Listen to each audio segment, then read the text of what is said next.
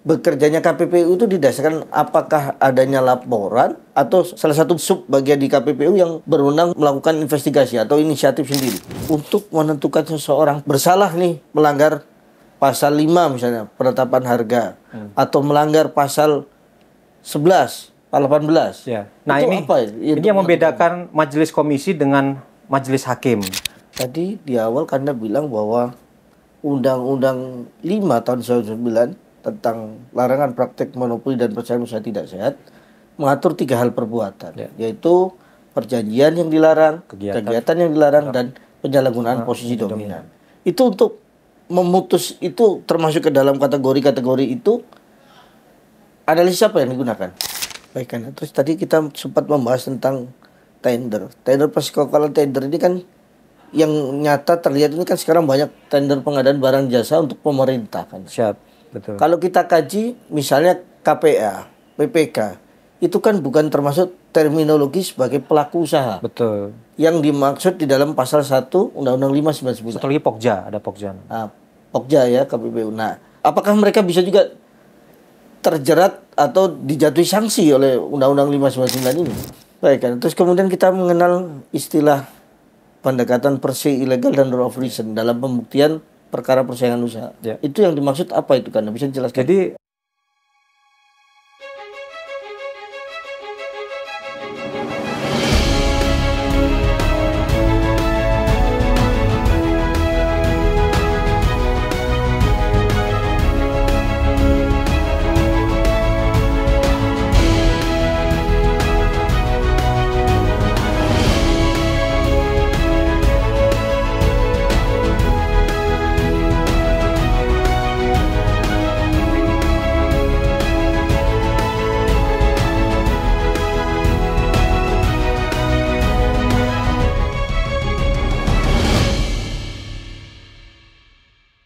Assalamualaikum warahmatullahi wabarakatuh.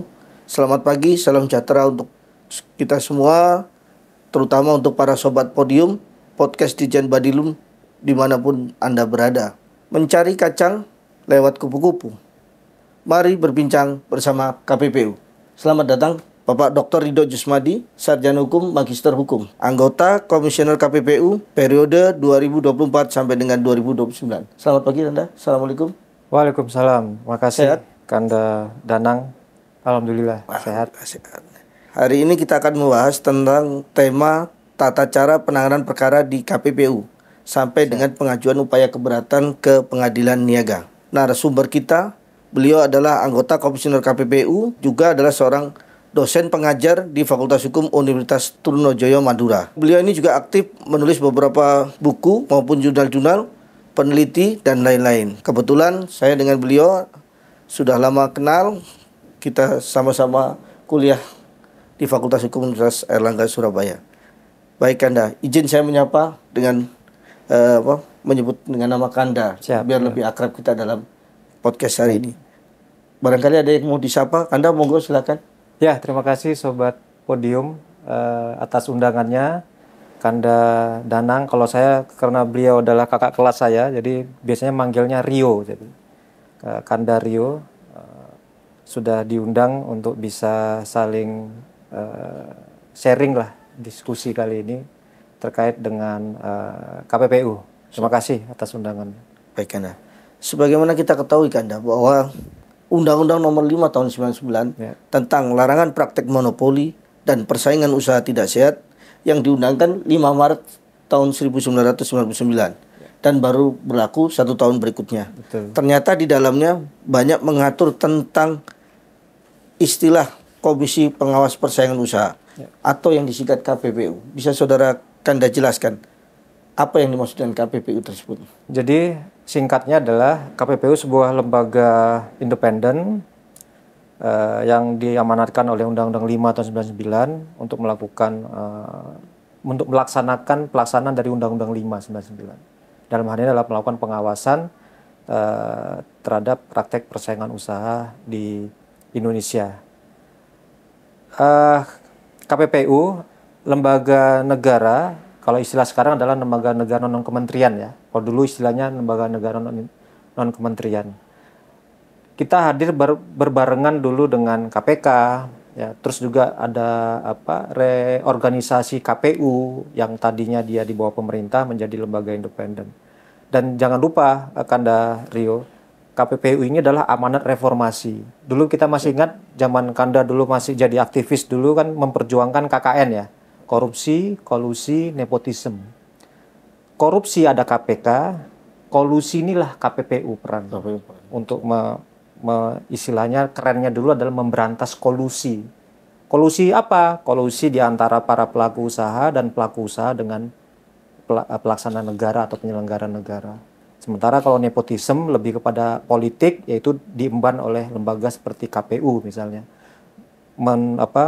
Membuka jalur politik kita, demokratisasi politik kita supaya tidak dikuasai hanya segelintir orang saja atau keluarga atau apa.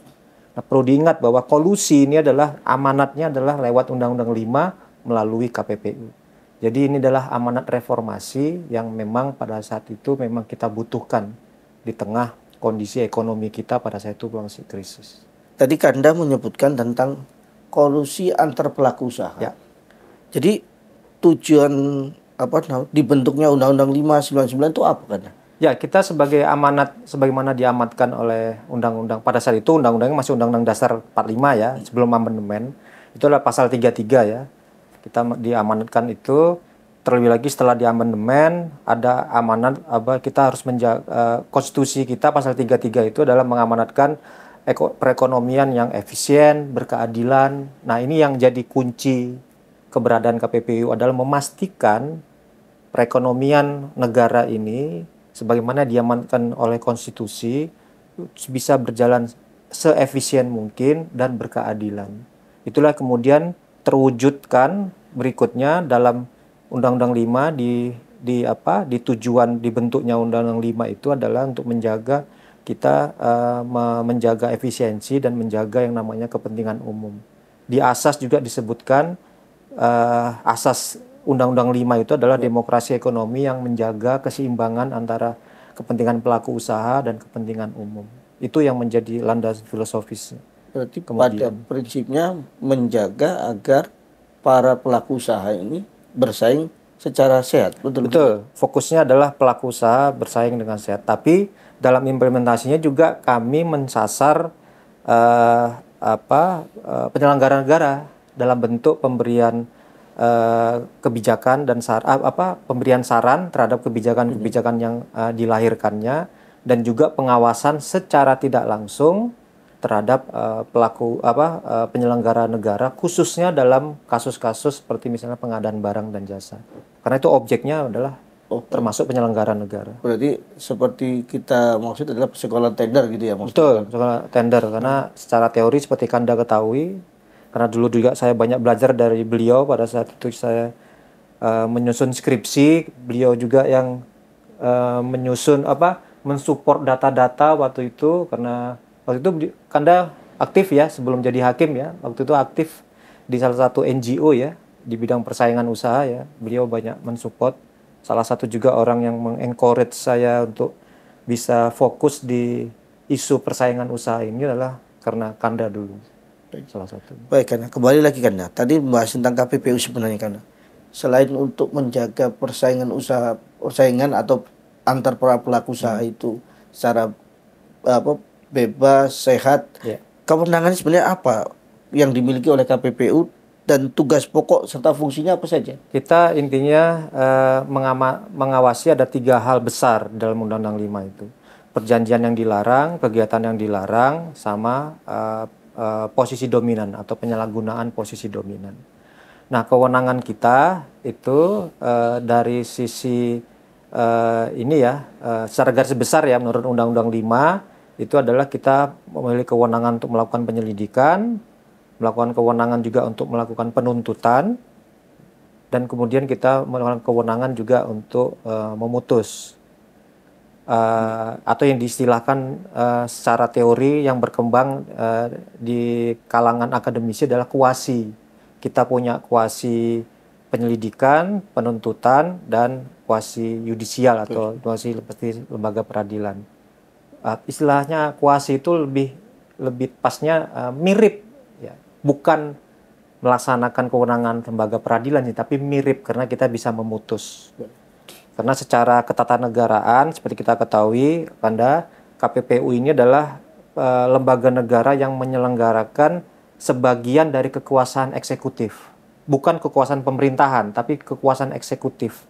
Ya, dalam bentuk penindakan dan memutus perkara terkait dengan perkara persaingan usaha yang bentuknya adalah sanksi administratif.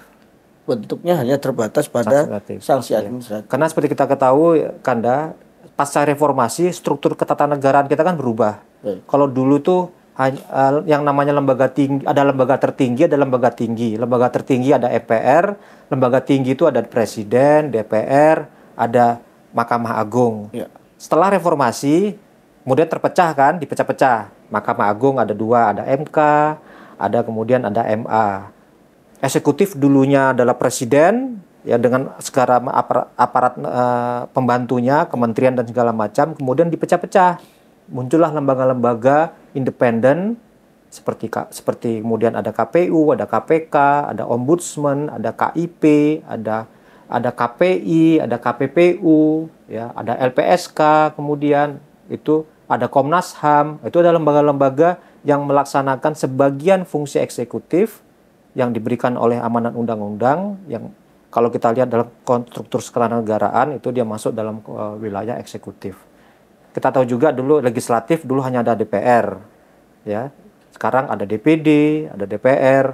Itu perkembangannya seperti ketatanegaraan modern lah, kalau bisa katakan. Baik, karena kalau begitu bisa tidak masyarakat memandang bahwa KPPU ini super body? Nah, bisa itu yang menyidik, menuntut, bahkan memutus. Tapi walaupun administrasi ya kan. Ya, itu yang seringkali kita salah paham.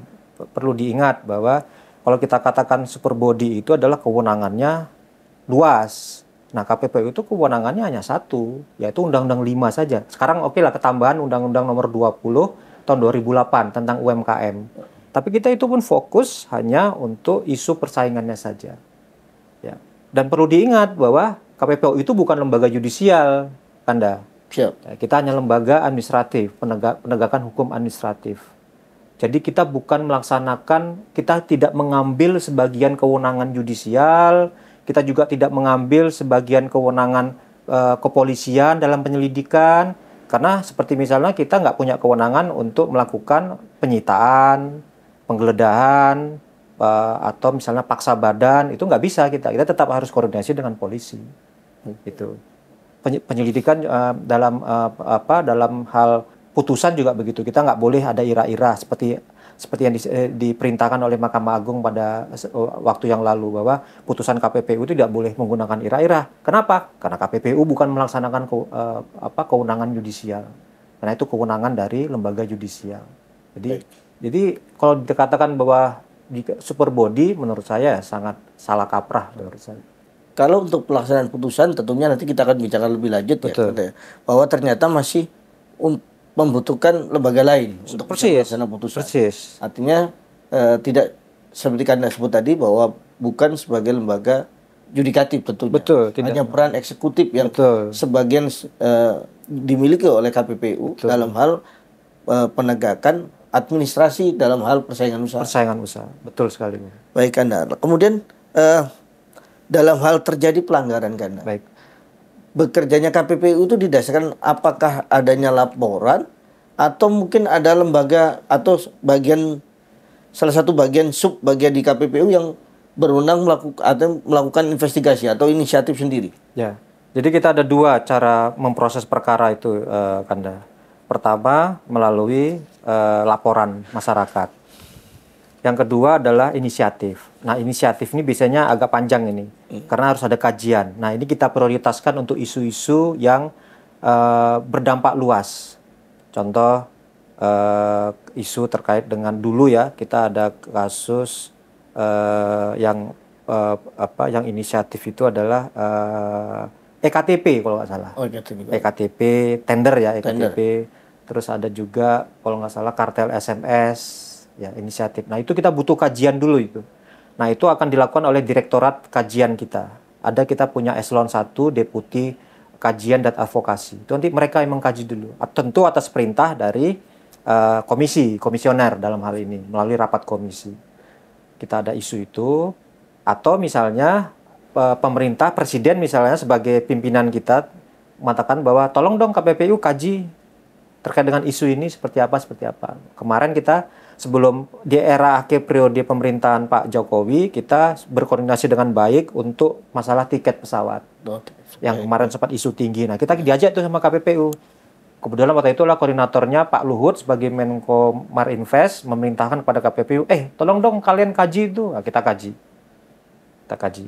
Nah, jadi bisa melalui inisiatif. Itu nanti jadi inisiatif kita. Begitu hasil kajian menunjukkan ada isu pelanggaran, itu kita naikkan ke proses penegakan hukum. Nah, ada yang melalui laporan masyarakat. Nah, laporan masyarakat ini tentu dari persentase perkara yang kita tangani tentu yang paling besar. Hampir 80% lah, sekitar 75% sampai 80% perkara kita memang dari laporan. Nah, ini memang menunjukkan memang bahwa kehadiran KPPU dan pemahaman masyarakat ya terhadap Undang-Undang 599 cukup tinggi berarti. Meskipun kita tentu ini akan kita lakukan secara simultan ya terkait dengan beberapa isu-isu ini. Jadi banyak yang sebagian besar perkara kita memang dari laporan masyarakat dan kita sangat terbantu sekali dengan itu. Nanti teknisnya mereka datang melaporkan, membawa bukti-bukti pendahuluan, kita analisis, ada kaji, ada satuan tugas yang mengkaji itu, kemudian baru nanti ya intinya mereka bisa melengkapi ini nggak, nanti kalau mereka sudah melengkapi, kemudian baru nanti dirapatkan apakah ini kemudian bisa dinaikkan jadi perkara atau tidak. Jika ada laporan, maka tadi Anda bilang harus ada bukti-bukti ya yang harus permulaan dulu lah. Apa saja yang harus disertakan pelapor ketika akan melaporkan? Biasanya administratif sekali ya Kanda ya. Misalnya identitas pelapor ya, terus objek laporannya apa. Meskipun mereka belum bisa menentukan misalnya ini nanti melanggar pasal ini, nanti bisa kita bantu itu. Kalau memang nanti bukti-buktinya kuat. Jadi mereka tidak harus, karena pelapor ini kadang ada yang datang langsung, ada juga yang sudah diwakili oleh kuasa hukumnya. Nah, biasanya kalau sudah diwakili oleh kuasa hukumnya, mereka sudah bisa mensasar pasal mana nih. Nah, kami ini mensasar pasal ini. Meskipun di internal kita, begitu kita naik, kayak gelar perkara lah istilahnya ya. Kita ketika gelar perkara, itu kita lihat bahwa, ini nggak cocok nih di pasal ini. Ini cocoknya ke sini nih. Kita geser ke sini dengan bukti-bukti yang ada. Ini oke, cocok dengan bukti-bukti ini. Jadi, pelaporan itu sebenarnya lebih kepada upaya kita untuk mendorong si pelapor mengumpulkan bukti-bukti yang cukup lah, menurut kita cukup untuk bisa kita naikkan jadi perkara. Tidak sampai mereka detail ini salahmu apa, ini apa yang kamu tuduhkan, ini apa yang kamu ini kan enggak. Yang dimaksud dengan bukti yang cukup itu yang bagaimana kan? Ya paling tidak ada 1 atau 2 bukti yang bisa kita anggap bahwa ini cukup untuk kemudian kita naikkan dan kita lakukan pendalaman, penyelidikan lebih lanjut. Kalau dari laporan saja, 1 saja dalam praktek kita bisa tindak lanjuti. Kita lakukan pendalaman. Karena seringkali pelaku usaha kan terbatas ya, karena dia nggak bisa mengakses ke orang lain. Kalau kita kan bisa, kita masuk ada 1 saja yang mereka sampaikan, ini sudah cukup, baru kita lakukan pendalaman untuk mengambil bukti-bukti berikutnya untuk bisa memenuhi. Itu yang dilakukan oleh tim investigasi. Betul. Baik, kemudian berarti struktur yang ada di KPPU sendiri itu berarti ada subbagian investigasi. Betul, ada direktur investigasi, ada direktur penindakan. Ada itu di bawah Deputi Penegakan Hukum. Di bawah Deputi Penegakan Hukum ada eselon 2 yang terdiri dari panitera, ada investigasi, direktur investigasi, ada direktur kemitraan, ada direktur penindakan, ada direktur merger dan akuisisi. Nah, salah satunya di situ. Nah, investigasi dan penindakan inilah yang berkaitan dengan penanganan perkara. Yang investigasi itu adalah untuk mengkoordinir para investigator penuntut, investigator lapangan, itu ada direktur investigasi. Yang penindakan itulah ketika perkara ini masuk dalam proses pemeriksaan persidangan. Jadi 2 ini yang menjadi. Artinya gini, ketika pelapor itu melaporkan adanya satu pelanggaran, apakah sudah ada atau si pelapor itu bisa menentukan siapa terlapornya atau siapa yang membuat yang bersangkutan merasa rugi atau menghambat? Kan persaingan usaha ini juga mengatur tentang barrier to entry ketika masuk ke dalam usaha yang sama. Kalau pelapornya pelaku usaha sudah pasti dong dia tahu siapa yang harus dilaporkan, otomatis sama pelaku usahanya. Ya. Kalau tender tentu dia akan juga mengatakan bahwa oh ini jangan-jangan si penyelenggara tender, pemilik tender juga ikut bermain gitu. Meskipun mereka tidak terlalu mungkin tidak punya akses pembuktian, tapi dia punya akses terhadap itu yang sesama pelaku usaha. Tentu kalau yang pelapornya pelaku usaha itu adalah ini. Tapi kalau pelapor itu masyarakat hukum memang masih general biasanya melaporkan. Oh dia merasa ini. Tapi tidak seabstrak yang kita bayangkan. Tentu sudah ketahuan ini. Oh ini akan melibatkan pelaku usaha ini, pelaku usaha ini, pelaku usaha ini. Tinggal kita mendalaminya saja. Baik. Itu. Kemudian apa saja sih yang merupakan hak dari si pelapor dan terlapor? Kalau pelapor yang jelas yang paling penting adalah dijaga kerahasiaannya sampai nanti di tingkat persidangan. Baik. Itu akan kita jaga kerahasiaannya, identitas dan segala macamnya. Jadi terlapor itu para pihak yang terlapor yang yang dituduh melanggar itu tidak akan tahu siapa yang melaporkan mereka. Tapi kalau biasanya di antar pelaku usaha itu mereka sudah tahu lah paling tidak dalam tanda petik ya. Betul. Nah, sudah ini kalau tender misalnya ini jangan-jangan nanti yang kalah tender nih biasanya yang melaporkan biasanya pasti nggak jauh-jauh dari itu.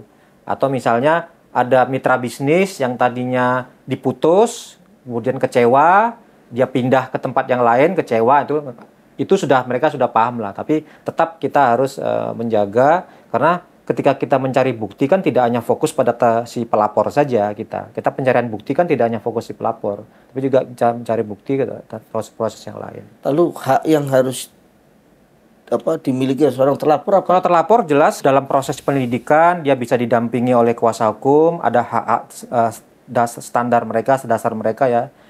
Di tingkat pemeriksaan di persidangan masih ingat Kanda audi et altera partem ya, pemeriksaan yang seimbang, yang adil itu tetap mereka akan melakukan itu, karena kalau prinsip itu tidak terpenuhi mereka bisa menjadikan itu materi keberatan di PN dan biasanya nanti niaga niaga dalam ini PN niaga ya, karena undang-undang baru, undang Cipta Kerja memerintahkan di PN niaga, nanti niaga bisa mengatakan KPPU kalian nggak adil nih dalam pemeriksaan berat sebelah ini, tolong diperiksa lagi misalnya. Itu bisa menjadi salah satu materi keberatan mereka.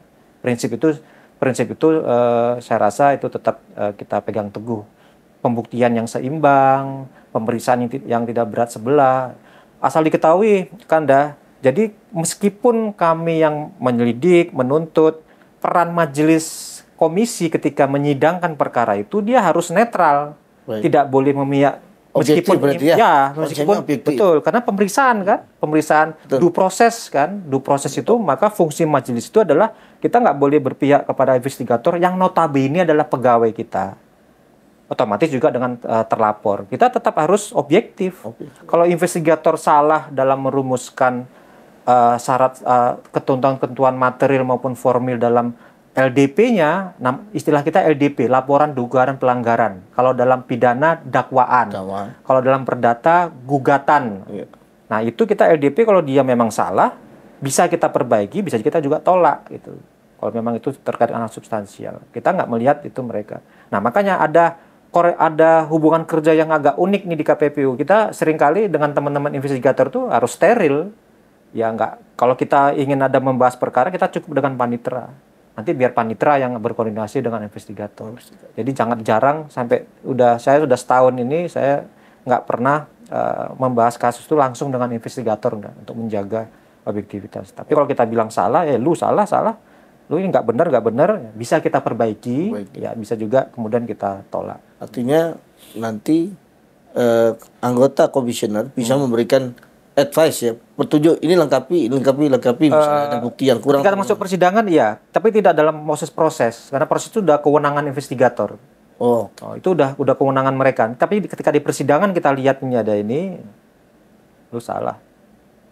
Bisa dengan kita perbaiki secara substansi, atau juga bisa juga kita istilahnya mengadili sendirilah istilahnya dalam tanda petik ya. Nah, kita tidak setuju dengan, karena persidangan itu kan ada bukti-bukti yang dipertontonkan kan, bukti kesaksian kan. Nah, kita melihat bahwa wah ini kok kurang sip nih LDP-nya si investigator. Nah, kita bisa menambahkan. Itu tahapan ketika gelar perkara atau sudah masuk. Sudah masuk pada masuk persidangan. memanggil ada pihak terlapor dan sebagainya. Sudah masuk persidangan. Sudah masuk persidangan kita bisa. Tapi selama mereka menyusun LDP itu kita nggak boleh.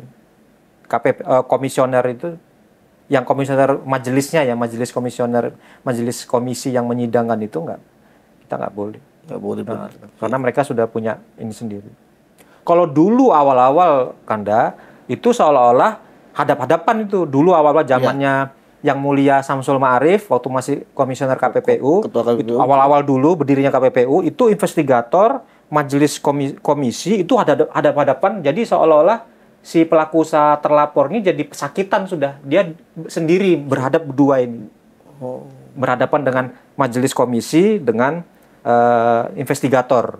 Jadi makanya dulu settingan duduknya juga dulu majelis komisi, investigator, ini pelaku usaha. Sudah selesai sudah. Itu mereka udah pasti habis lah di situ. Nah sekarang perkembangan mungkin masih zamannya Yang Mulia Samsul Ma'arif lah, itu sudah mulai dirubah settingnya sehingga seperti proses di pengadilan, due process, ya, audit et altera partem dan segala macam. Anggota komisi sebagai majelis pemeriksa, persidangan, perbaiki majelis pemeriksa dalam persidangan KPPU, kemudian investigator adalah jaksa penuntut umum, seolah-olah kayak seolah seperti jaksanya. Terus kemudian si terlapor adalah sebagai pihak yang yang terdakwa atau yang tergugat lah tergugatnya. Sekarang seperti itu modelnya. Kalau tahapan-tahapan sebelum pada proses atau pra persidangan sampai dengan persidangan apa saja kalau bisa dijelaskan? Seperti biasa penyelidikan, ada batas waktu dan segala macamnya, itu nanti bisa kita lihat di Perkom.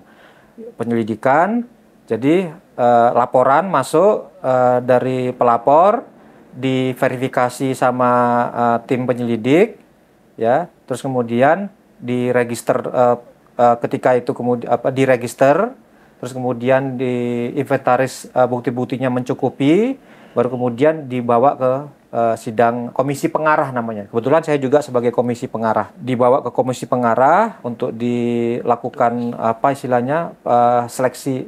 Gampangannya adalah proses pemeriksaan tahap awal lah, gitu ya. Pemeriksaan pendahuluan? Bukan. Lebih administratif penanganan perkara saja, bukan proses ini.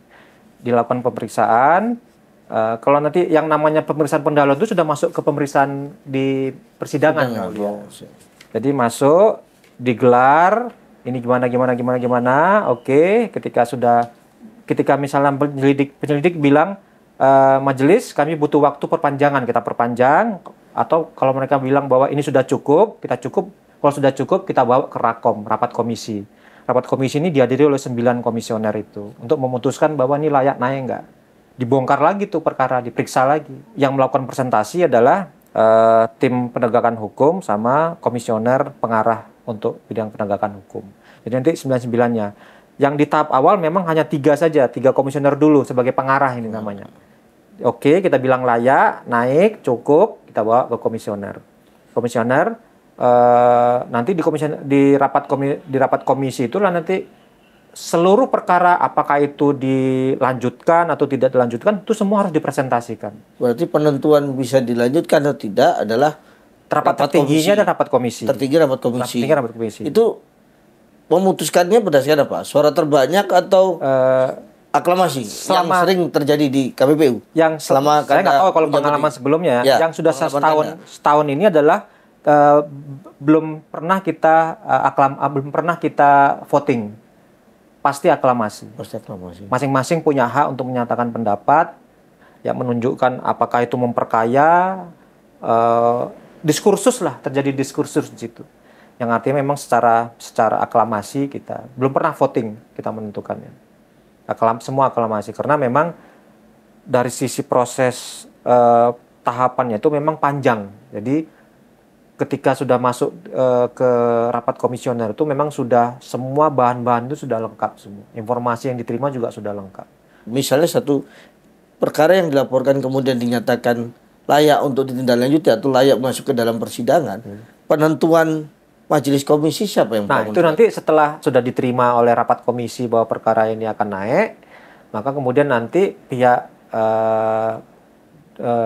Deputi Penegakan Hukum akan menyusun untuk dimintakan tim hakim ya, tim pemeriksanya, majelis komisi yang akan menanganinya itu. Nah, komisioner periode ini kita menentukannya sudah ditentukan dari awal.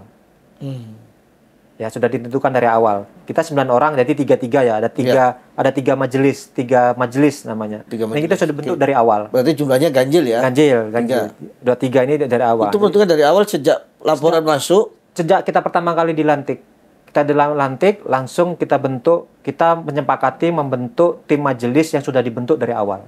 Kalau komisioner sebelumnya yang saya ketahui itu cair. Jadi kayak di pengadilan negeri. Oh, nanti ditunjuk ini komisioner ini untuk perkara ini, komisioner.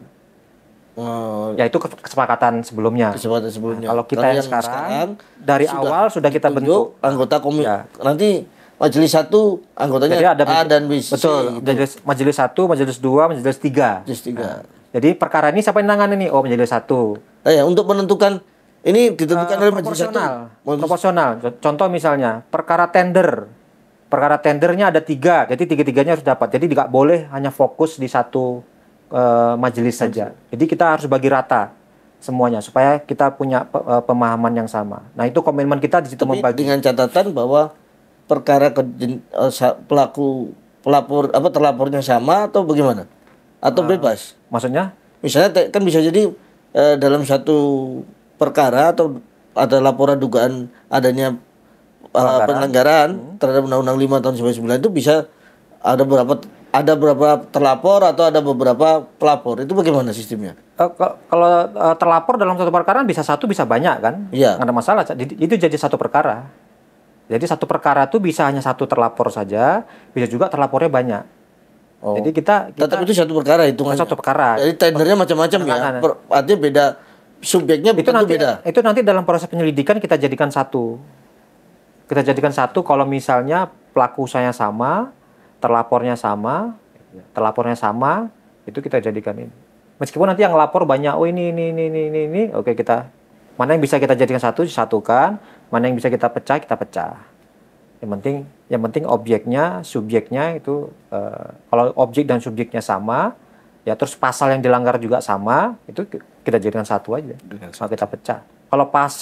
Kalau pasal yang dia mana berbeda, itu nanti tergantung strategi seperti apa. Kalau memang ini bisa jadikan satu, tak apa-apa. Jadi satu pasal misalnya. Berarti bisa saling berkoordinasi antar majelis 1 dengan majelis 2. Oh, enggak, masing-masing sendiri-sendiri. Oh, sendiri. Jadi biar tidak terjadi perbedaan putusan atau gimana. Bisa enggak kira-kira terjadi itu? Enggak, karena berbeda. Kanda. Yang kalau sebelumnya karena bebas ya. Kalau yang sekarang ini kalau memang itu nanti ada lanjutan, itu nanti ditangani oleh majelis sama. Contoh misalnya kita kemarin majelis saya menangani tender, ada satu kasus tender saya nggak bisa sebutkan. Itu kemudian dalam proses pemeriksaannya di persidangan itu kita temukan bukti ada keterlibatan lain di proses perencanaannya. Nah, itu kita rekomendasikan dalam putusan kita kepada penyelidik untuk memeriksa perkara itu lagi, perkara baru. Kita menemukan ada potensi perkara baru ini dalam persidangannya ada. Yang perkara ini sudah kita putus. Nah, kemudian kita temukan, kita perintah penyelidik untuk melakukan penyelidikan awal perkara untuk yang terkait ini. Nah, itu kesepakatan kita di internal majelisnya sama karena perkaranya nyambung nih. Jadi perkara kita sepakati itu tetap di majelis yang sama. Nah, gitu. Baik. Lebih ke situ sih. Tapi kalau dalam satu proses itu kemudian ini sampai saat ini belum kita temukan. Kalau untuk tahapan-tahapan persidangannya majelis pekerja tadi bisa dilanjutkan kan? Ya, jadi ada pemeriksaan pendahuluan PP namanya. PP itu kita agendanya adalah melakukan pembacaan LDP dari si investigator. Atau sebelumnya pemeriksaan identitas terlapor. Kalau dia diwakili oleh kuasa hukum, kita pastikan bahwa memang dia betul adalah memang diwakili representatif. Karena gini, karena pelaku usaha itu juga banyak yang berada di luar negeri. Nah, kita harus hati-hati nih, kita memastikan bahwa makanya dalam proses pemberian KPPU itu terlapor prinsipalnya itu kalau bisa mereka hadir di sidang pertama. Kita memastikan bahwa betul nggak kamu mengkuasakan kepada dia kuasa hukumnya. Atau kalau dia pelaku usaha, dia kadang-kadang mengkuasakan kepada biro hukumnya atau bagian hukumnya kan boleh. Kan kita nggak harus advokat. Tidak harus tidak harus advokat. Kalau di advokat tentu standar, kita lihat dia terdaftar nggak sebagai advokat, ada sumpahnya tidak, itu standar kita lihat. Dan yang paling penting adalah benar nggak si prinsipal ini mewakili. Jadi untuk mengantisipasi hal yang tidak kita inginkan di kemudian hari. Itu terus dipersilakan si investigator membaca LDP di proses pendahuluan ya. Dipersilakan membacakan LDP, terus kita tanyakan apakah paham dengan isi LDP, apakah ada klarifikasi, silakan. Terus kemudian kita kasih waktu si terlapor untuk menjawab tanggapan LDP. Nah, sampai situ proses pemeriksaan pendahuluan. Nah, dalam hukum acara perdata kan ada eksepsi segala macam. Ya. Nah, itu dalam tekniknya bisa dilakukan di situ di proses pendahuluan. Karena ada saja terlapor yang mengatakan bahwa menyinggung terkait dengan kompetensi absolut kita KPPU. Nah, itu harus kita respon biasanya melalui putusan sela kita di sela pendahuluan. Tapi kalau tidak ada atau kita tolak, kita lanjut ke proses pemeriksaan lanjutan namanya, PL namanya. Nah, pemeriksaan lanjutan inilah kita lakukan pemeriksaan bukti. Langsung pemeriksaan alat bukti. Alat bukti, kesimpulan, baru kemudian putusan. Kalau di undang-undang itu kita ada mengenal adanya perubahan perilaku, itu posisi di mana kan? Nah, perubahan perilaku bisa dua, Kanda. Bisa di proses penyelidikan, bisa di proses pemeriksaan pendahuluan itu, Perkom. Di penyelidikan kita dipanggil selidiki, oke, tapi syaratnya satu, dia harus mengaku salah. Apa yang dituduhkan di proses penyelidikan atau di dalam proses pemeriksaan pendahuluan, apa yang dituduhkan dalam LDP, dia harus mengaku salah dulu. Semua, tanpa syarat. Berarti dia mengakui atas pelaporan itu? Semua, atas laporan itu. Hanya mengaku saja atau ada tindakan tertentu yang harus dilakukan? Oh ada, tentu dia harus kita suruh, misalnya perjanjian ini harus dibatalkan, dia harus batalkan. Harus kamu rubah, tidak boleh ini, yang tadinya kamu menggunakan anak usahamu, kamu harus batalkan itu, kamu harus nunjuk orang lain misalnya atau UKM atau apa, tergantung kasuisis kalau itu. Jadi sampai kita bisa perintahkan membatalkan dia perjanjian dan segala macam. Nah, jadi ada dua di penyelidikan. Nah, kalau di penyelidikan, kalau terlapornya ada banyak, taruhlah 5. Ya. Yang satu mengakui dan meminta perubahan perilaku, yang 4 nggak mengakui, tetap jalan. Khusus yang 4? Khusus yang 4. Yang ini satu lepas. Nah, jadi dikeluarkan dalam berkas perkara? Betul. Penyelidikan ya. Tapi kalau dalam tahap pemeriksaan pendahuluan, ini 5-5-nya harus mengakui. Kalau salah satu atau salah dua? Bisa. Tidak bisa? Tidak bisa. Jadi secara otomatis mereka harus berjalan? Betul, harus berjalan. Jadi mereka harus kompak dulu nih. Dalam pemeriksaan pendahuluan. Baik. Pendahuluan, mereka mengatakan oke, kita salah, terima. Cuman kita belum pernah, sepengetahuan saya belum pernah nangani yang ini. Kalau satu pernah Shopee. Kasus Shopee, karena dia hanya satu dia sendiri, pada saat pemeriksaan pendahuluan, dia mengajukan upaya perubahan perilaku. Dan apakah perubahan perilaku itu harus tertuang dalam satu perjanjian atau seperti apa? Dia ada fakta integritas. Ada fakta integritas. Ya. Kalau di tingkat penyelidikan, dia ada fakta integritas, kita ada pengawasan, nanti rapat komisi akan menunjuk komisioner pengawas untuk mengawasi itu, ada juga satuan tugas yang melakukan pengawasan itu, kita pantau, mereka berikan laporan berkala, kalau nggak salah antara 3-6 bulan kita pantau terus. Kalau ada perintah misalnya membatalkan perjanjian, kita harus minta dokumen-dokumennya lengkap semuanya, harus kita lakukan itu. Sama juga ketika di pemeriksaan pendahuluan, kita kasih waktu mereka untuk melakukan perubahan dulu seperti yang diperintahkan. Baru kemudian ketika selesai, maka kita putuskan kita terima perubahan perilaku. Kemudian terkait dengan pemeriksaan lanjutan sampai dengan tahapan musyawarah majelis. Bagaimana sih cara anggota komisioner itu membuktikan bahwa perbuatan si terlapor itu melanggar? Jadi dalam proses pemeriksaan bukti, kami majelis bisa berinisiatif untuk mengajukan saksi menurut majelis. Nah, itu biasanya kita melihat perkembangan pemeriksaan di persidangan. Dalam pengalaman saya Kanda, banyak kemudian saya merasa nggak puas dengan saksi-saksi yang diajukan oleh pihak investigator. Saya bilang kurang ini, kurang ini nih. Saya minta dihadirkan saksi ini, saksinya saya ini. Tentu sesuai dengan ini. Kita minta ditambahkan misalnya, khususnya ahli ya, terkait dengan ahli. Karena ahli memang dalam perkara persaingan ini sangat memegang peranan penting. Meskipun tetap saksi saksi yang utama, saksi biasa itu adalah yang menjadi dalam pembuktiannya dia tetap yang paling tinggi lah, kriterianya. Tapi kalau kita merasa ini masih kurang, kita bisanya. Nah, bisanya itu selama ini saya lebih banyak ke ahli. Nah, karena ahli seringkali gini, karena ini perkaranya khusus, spesifik, ya. Seringkali ahli yang dihadirkan itu misalnya ya tidak hanya kalau investigator oke lah, terlapor itu seringkali saksi yang dihadirkan itu adalah saksi yang tidak fokus pada objek perkara yang ditangani. Nah, kita seringkali memverifikasi itu atau men-screening itu dari, kalau dia akademisi, kita men-screening dia dari jurnal ilmiah yang dia tulis dalam jangka waktu 3 tahun belakangan ini, atau riset penelitian yang pernah dia lakukan. Nah, ini kita teliti betul. Kita pernah, saya sendiri pernah menolak saksi yang tidak memenuhi kualifikasi. Karena, Anda ngomong apa? Saya ahli hukum. Oke, saya tanya, pernah ngajar hukum persaingan usaha nggak? Oh, nggak pernah. Loh, bagaimana saudara bisa memberikan kesaksian ahli Anda nggak pernah? Oh, tapi kan ini ahli hukum. Oh iya, ini masalah hukum. Tapi ini bicara spesifik persaingan usaha. Karena persaingan usaha ini juga ada pendekatan ekonomi. Betul. Ya, makanya kita cek di 3 itu. Ini tidak hanya persaingan usaha saja. Misalnya terkait dengan tender. Oke lah, tender ya. Hukum pengadaan barang dan jasa. Pernah nggak dia nulis jurnal tentang pengadaan barang dan jasa? Itu kita cek. Kalau akademisi ya. Kecuali praktisi. Kalau praktisi jelas ada namanya sertifikat kompetensi. Itu yang pas jadi kita jadikan acuan. Untuk menentukan seseorang, kembali lagi, bersalah nih melanggar pasal 5 misalnya penetapan harga, atau melanggar pasal 11, 18. Ya. Nah, itu ini apa? Ini yang membedakan majelis komisi dengan majelis hakim.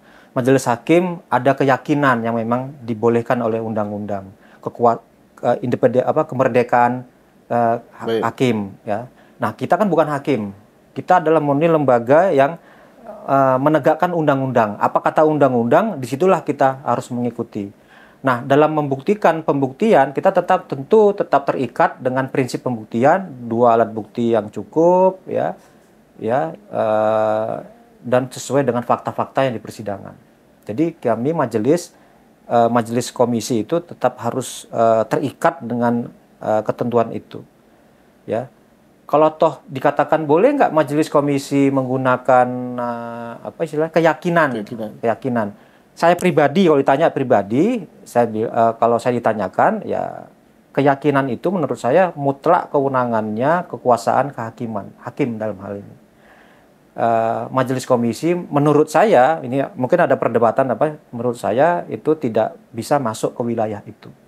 Jadi kita tetap harus objektif berdasarkan bukti-bukti yang ada di pemeriksaan.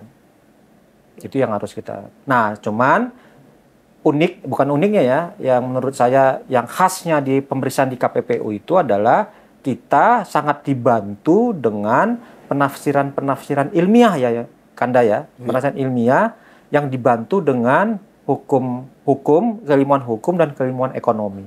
Jadi seringkali kita terbantu ketika menafsirkan suatu norma atau suatu peristiwa atau perbuatan berdasarkan keahlian dari ilmu ekonomi dan ilmu hukum itu.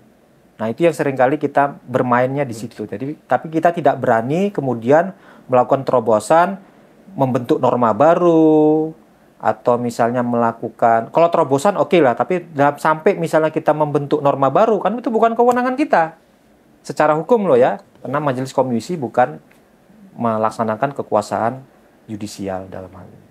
Tadi di awal Anda bilang bahwa Undang-Undang 5 tahun 1999 tentang larangan praktek monopoli dan persaingan usaha tidak sehat mengatur 3 hal perbuatan, yaitu perjanjian yang dilarang, kegiatan yang dilarang, dan penyalahgunaan posisi dominan. Itu untuk memutus itu termasuk ke dalam kategori-kategori itu, analisis apa yang digunakan? Yang paling sederhana, kalau perjanjian yang dilarang itu pasti pintu masuknya adalah perjanjian. Ya. Nah, ini ada yang unik nih, Kanda.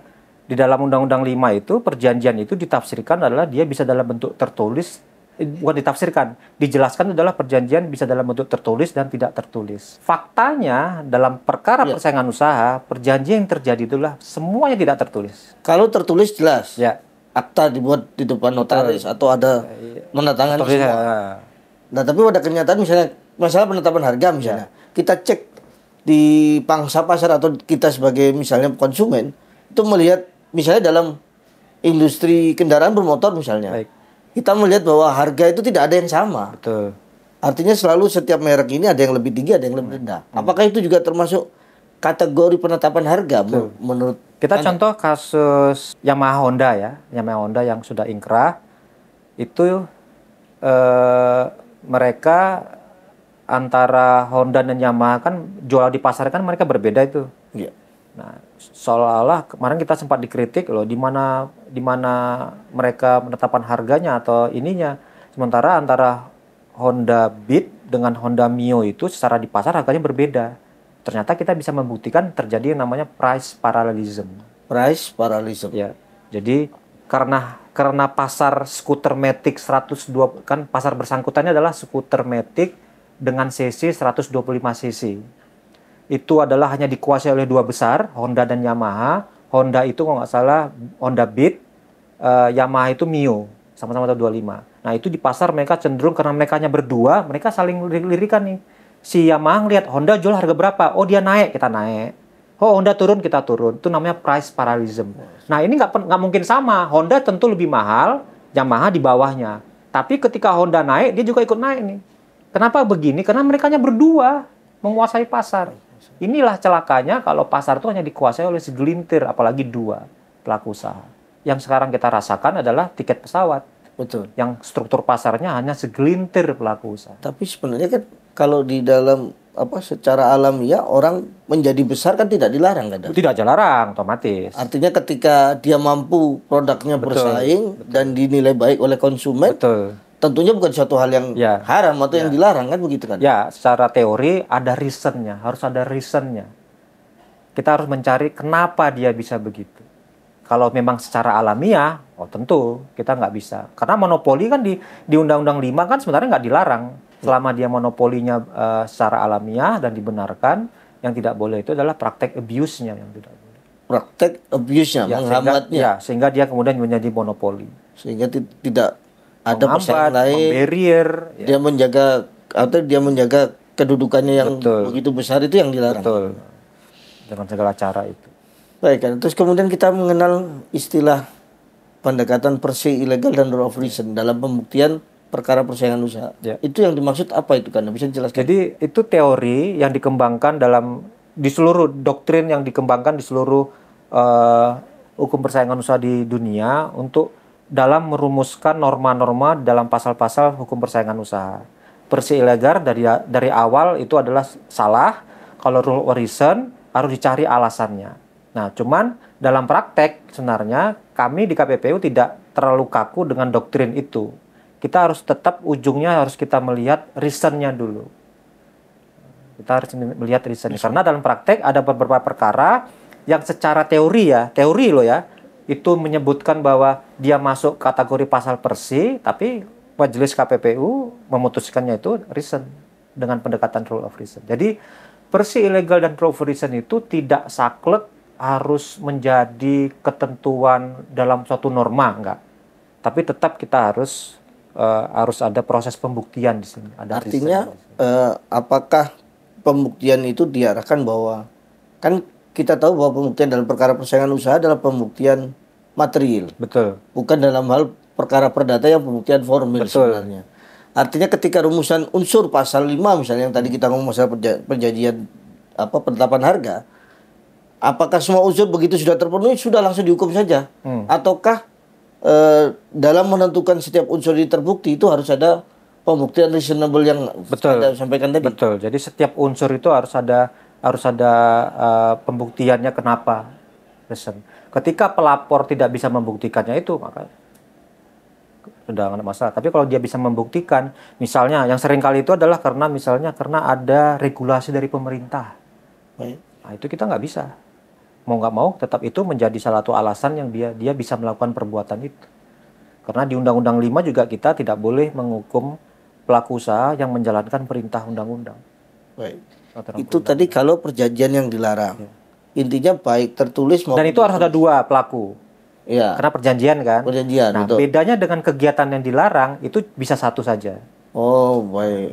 Perjanjian dilarang itu saya juga ngajar dosen untuk memudahkan mahasiswa karena mahasiswa sering tanya kenapa sih Pak di kategori 3 itu ya perjanjian itu mensyaratkan harus ada 2 pelaku usaha.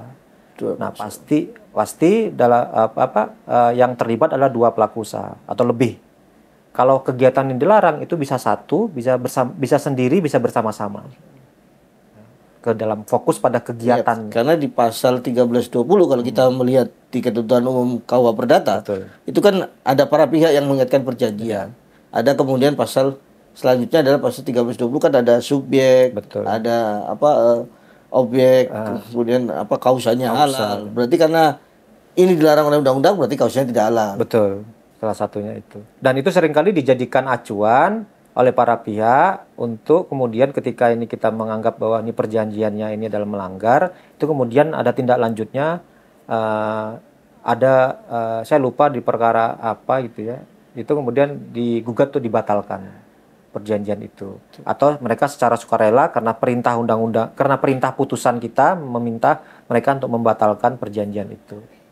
Berarti dasar pembatalan perjanjian bisa oleh KPPU. Bisa, kita bisa punya kewenangan untuk membatalkan perjanjian di undang-undang. Tidak harus gugatan. Tidak harus sebenarnya. One Prestasi atau 1320 bukan. Tidak harus. Itu misalnya atau PMH. Itu misalnya kalau memang nanti misalnya tidak dibunyikan dalam ini bisa jadikan dasar untuk membatalkan. Tapi itu di luar lagi, itu udah wilayah peradilan umum ya, mekanisme umum. Makanya ini kan karena kebetulan sobat podium juga dari sobat podium ya. Iya, makanya itu saya bisa. supaya membedakan. Tapi putusan kami biasanya kalau memang itu kita meminta untuk membatalkan perjanjian kita sebutkan. Kita meminta untuk membatalkan perjanjian antara para pihak. Nah, kalau posisi dominan yang terakhir itu adalah lebih kepada dia bagaimana mempositioningkan dirinya di dalam pasar. Ketika suatu pelaku usaha itu dominan, maka dia tidak boleh melakukan penyalahgunaan di posisi dominannya itu. Nah, itu yang diperhatikan. Untuk bisa mencapai posisi dominan banyak cara di situ. Salah satunya adalah lewat mekanisme merger dan akuisisi. Ya, terus rangkap jabatan, salah satunya yang diatur di situ kan. Terus penyalahgunaan posisi dominan, itu salah satu yang diatur dalam ini. Jadi melihat positioningnya di pasar. Akibat dari positioningnya itu dia kemudian menimbulkan upaya untuk menyalahgunakan posisi dominan. Nah, itu yang membedakan. Baik kan. Terus tadi kita sempat membahas tentang tender. Kalau tender ini kan yang nyata terlihat ini kan sekarang banyak tender pengadaan barang jasa untuk pemerintah kan. Siap, betul. Kalau kita kaji misalnya KPA, PPK, itu kan bukan termasuk terminologi sebagai pelaku usaha. Betul. Yang dimaksud di dalam pasal 1 Undang-Undang 599. Satu lagi Pokja, ada Pokja. Nah, Pokja ya, KPPU. Nah, apakah mereka bisa juga terjerat atau dijatuhi sanksi oleh Undang-Undang 599 ini? Dalam pemeriksaan perkara mereka menjadi terlapor dalam perkara kita. Karena dalam rumusan norma kita pasal 22 itu adalah pihak terkait. Pihak terkait ini sudah dikuatkan juga oleh putusan Mahkamah Konstitusi, termasuk adalah yang selama ini kita, karena dulu pernah digugat kita di Mahkamah Konstitusi terkait dengan pihak terkait ini, yang secara tidak langsung itu mengatakan bahwa loh, KPPU kok berwenang memeriksa penyelenggara negara, kan biasanya tender pengadaan barang dan jasa. Ingat yang Kanda, tender itu tidak hanya tender negara ya, kita swasta juga bisa kita masuk di situ. Nah, ini khusus dengan tender yang dilakukan oleh pemerintah. Itu kita bisa mengangkat mereka jadi terlapor, tapi sanksinya kita tidak bisa langsung.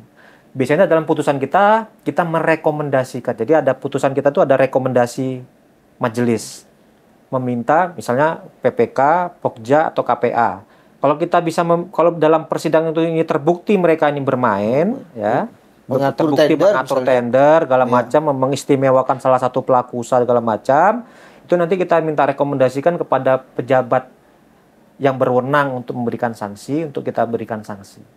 Di rekomendasi itu kita sebutkan bahwa tim Pokja sebagaimana hasil pemeriksaan telah terbukti melakukan persekongkolan segala macam, maka dalam hal ini majelis merekomendasikan kepada pejabat terkait untuk bisa memberikan sanksi dan wajib dilaporkan kepada KPPU 6 bulan setelah putusan ini ingkrah.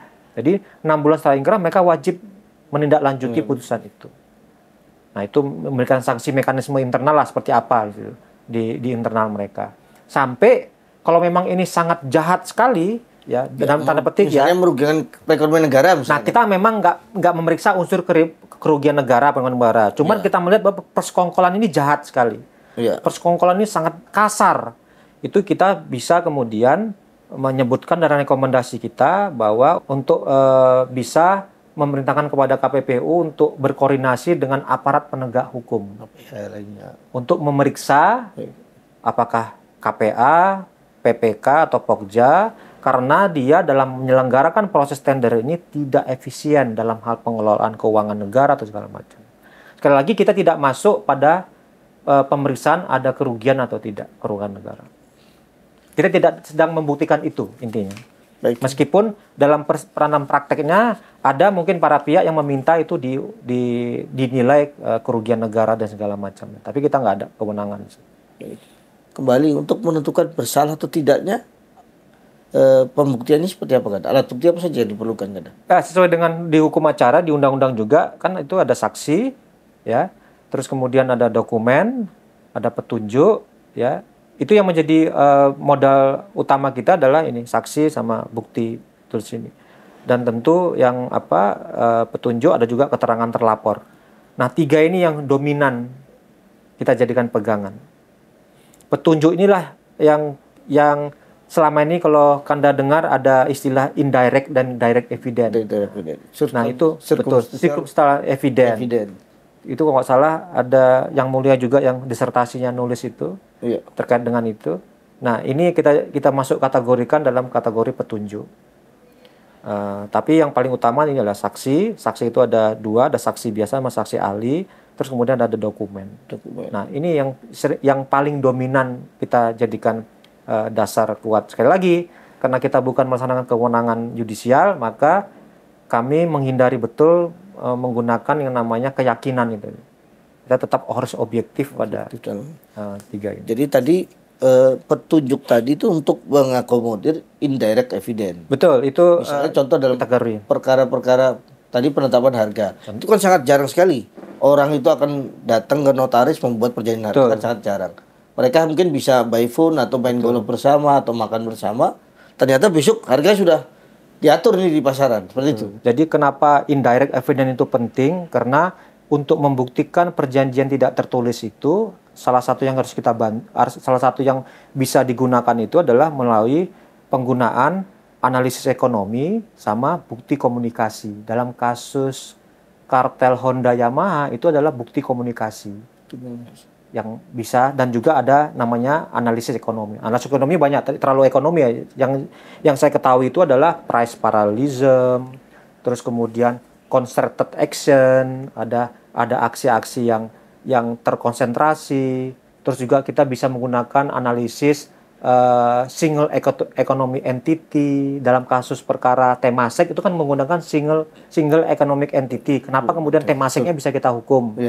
Terus juga kita juga bisa menggunakan pendekatan ultimate beneficiary. Kan banyak nih pelaku usaha bikin perusahaan banyak A, B, C, D, kan muter-muter di situ kan, Kanda. Nah, kita bisa melihat melalui pendekatan ekonomi siapa sih ultimate beneficiary-nya yang paling menikmati keuntungan dari proses banyaknya usaha ini.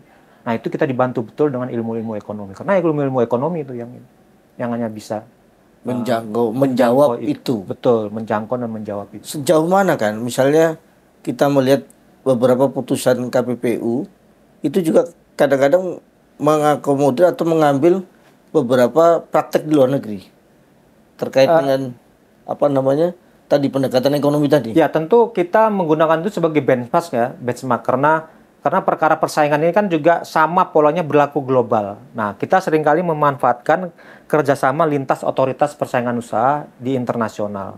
Nah, seringkali misalnya perkara-perkara besar yang sekarang berkaitan dengan digital, kita berkoordinasi. Misalnya kemarin Uni Eropa sudah menghukum salah satu pelaku usaha digital dengan denda yang besar, terus Jepang juga sudah, India juga sudah. Nah, kita berkoordinasi tuh di antara otoritas. Karena kita ada kerjasama kan di antara mereka.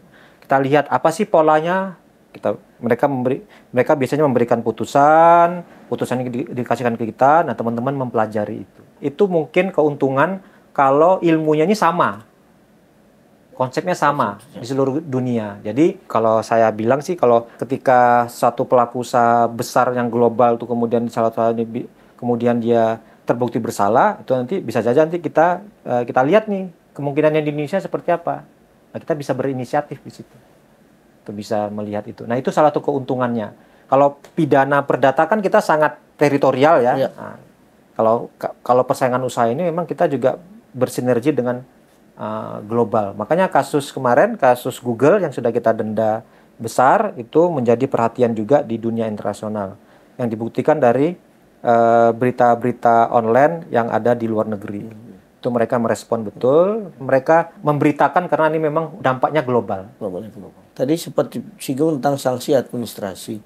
Selain apa saja sih bentuk sanksi administrasi itu yang bisa dijatuhkan oleh Komisi KPPU? Tadi kita memerintahkan penghentian kegiatan, pembatalan perjanjian, terus kemudian ada denda, sanksi denda. Nah, denda ini dulu sebelum ada Undang-Undang Cipta Kerja minimal 1 miliar, maksimal 25 miliar per pelaku usaha, terlapor ya. Sekarang setelah ada Undang-Undang Cipta Kerja, kita diberi kewenangan yang cukup besar dalam menerapkan sanksi. Itu minimal 10% dari nilai transaksi ketika perbuatan itu terjadi, atau minimal 50% dari keuntungan bersih. 50% keuntungan bersih. Nah, itu cukup besar. Kasus Google kemarin salah satunya adalah kita menerapkan itu. Denda hampir, meskipun masih di bawah 10% lah itu ininya. Itu cukup besar. Kemudian KPPU juga melakukan pengawasan terhadap kemitraan. Bisa dijelaskan, Kanda? Nah, ini adalah pengawasan kemitraan itu. Betul. Kanda, ini adalah jadi unik juga, salah satunya keunikan juga KPPU satu-satunya lembaga negara non kementerian tadi saya jelaskan yang menjalankan 2 amanat undang-undang yang cuma KPPU. Satunya adalah Undang-Undang 20 tahun 2008 tentang UMKM. Nah, tapi tidak semua ketentuan yang menjadi kewenangan KPPU, tapi KPPU hanya dikasih kewenangan 2 pasal saja terkait dengan pengawasan kemitraan. Materialnya adalah kita mengawasi supaya tidak terjadi yang namanya penguasaan dari pelaku usaha besar kepada pelaku usaha kecil atau mikro, pelaku usaha menengah dengan pelaku usaha kecil atau mikro. Itu objek kita. Normanya cuman fokus normanya penguasaan. Kita memastikan jangan sampai pelaku usaha besar atau pelaku usaha menengah menguasai pelaku usaha mikro atau kecil.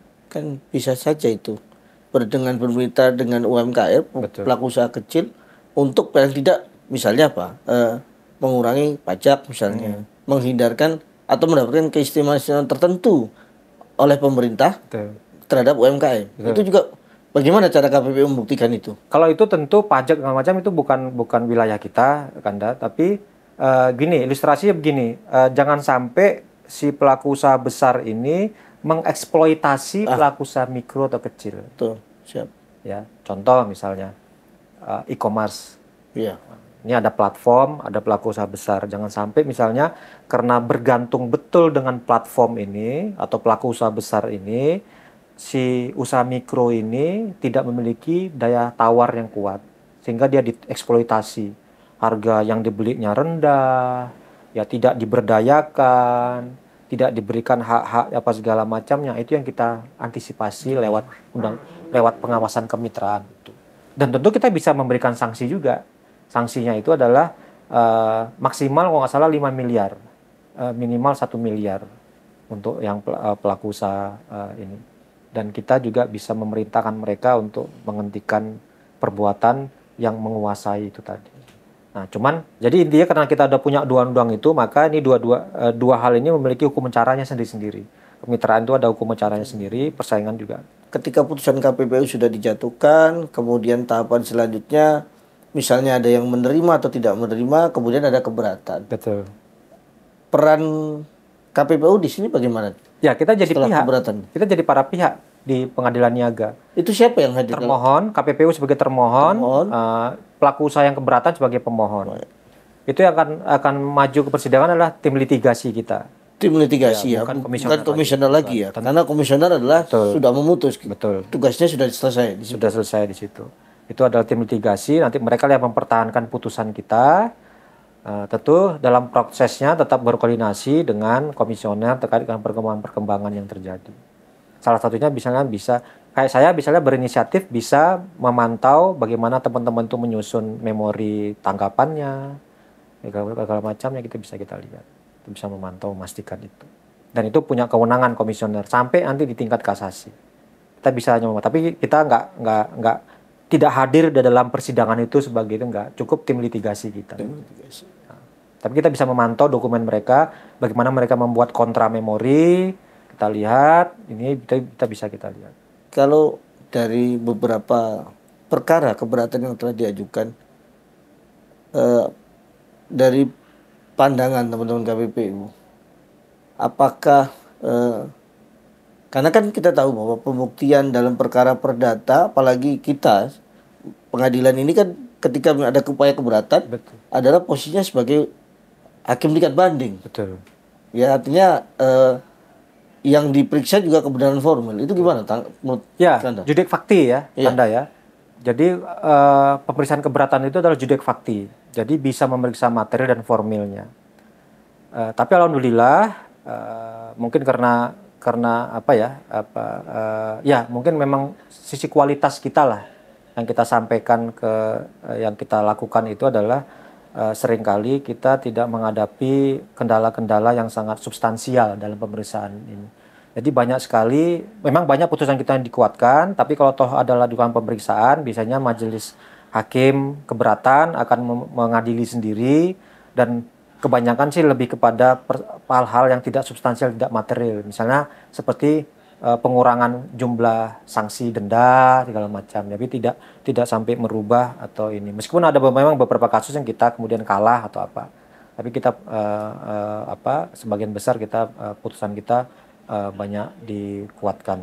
Dan kita juga kalau memang nanti kita dikalahkan di tingkat keberatan, kita juga bisa mengajukan kasasi ke Mahkamah Agung. Baik kan.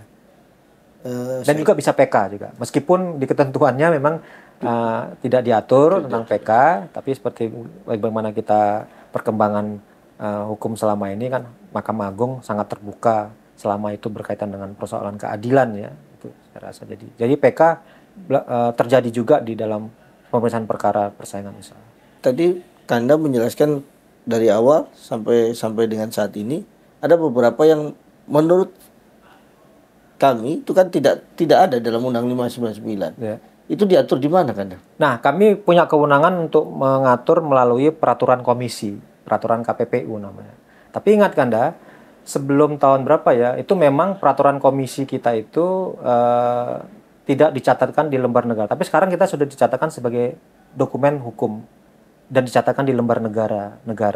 Tambahan berita negara. Dalam proses penyusunannya, kita tidak serta-merta hanya dari kita sendiri. Itu ada namanya tim harmonisasi yang melibatkan Kementerian Hukum dan HAM, Kementerian Perdagangan, Kementerian Teknis terkait lah. Itu kita bahas tuh. Jadi ketika kita mengajukan peraturan KPPU, itu dibahas oleh seluruh stakeholder terkait.